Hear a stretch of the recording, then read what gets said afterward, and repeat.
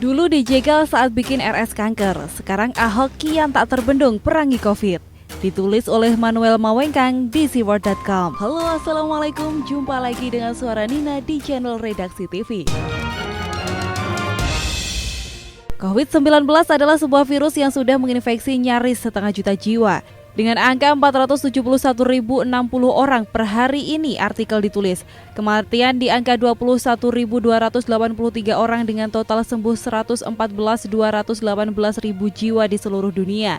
Dari 471.060 kasus, yang sudah tutup kasus alias close case sebesar 135.501 jiwa. Dengan death rate sebesar 16%. Angka ini bukan main-main. Di Indonesia per artikel ini ditulis pun sudah ada total kasus 790 dengan angka kematian 58 dan yang sembuh 31. Kalau bicara tentang angka kematian di Indonesia, bisa dikategorikan sangat tinggi. Jumlah orang yang meninggal lebih banyak dari jumlah orang yang sembuh. Artinya kita harus melihat bahwa banyak sekali hal tentang medis Indonesia yang masih perlu dibenahi. Hal yang paling terasa dan paling menjadi kesulitan bagi para tim medis adalah kapasitas rumah sakit, APD alias alat pelindung diri dan tenaga medis. Di dalam keadaan inilah Ahok datang untuk mewujudkan mimpinya yang sempat dijegal dalam membangun RS kanker. Tuhan mempercayakan Ahok lebih besar lagi, yakni dalam kapasitas Komisaris Utama Pertamina, ia menyulap RS Pertamina untuk memerangi COVID-19 di Indonesia. Semoga langkahmu dibuka oleh Tuhan.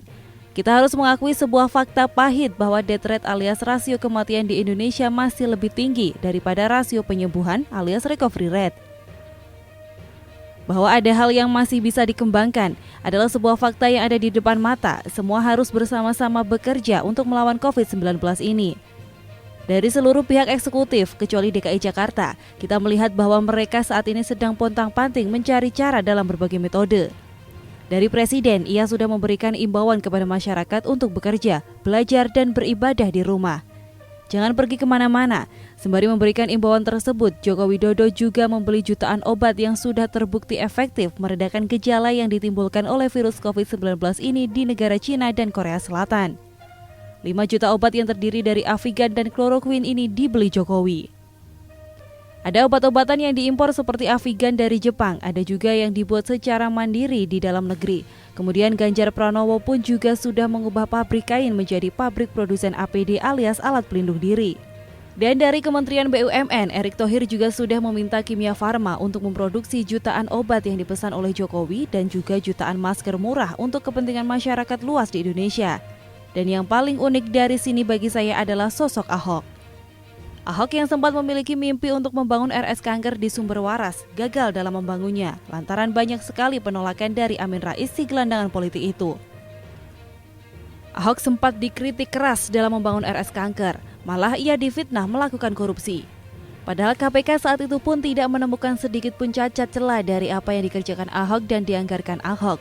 Rumah sakit kanker di Sumber Waras pun akhirnya belum cepat dibangun.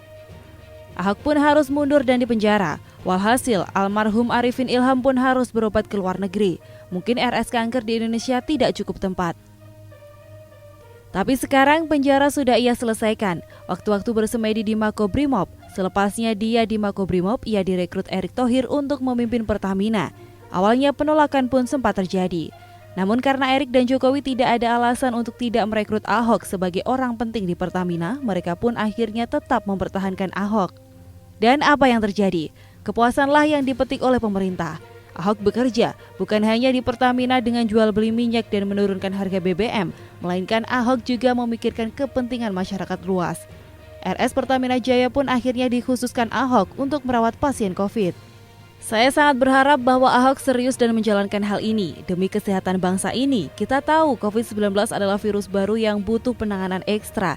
Semoga saja Tuhan meluruskan jalanmu, Pak Ahok.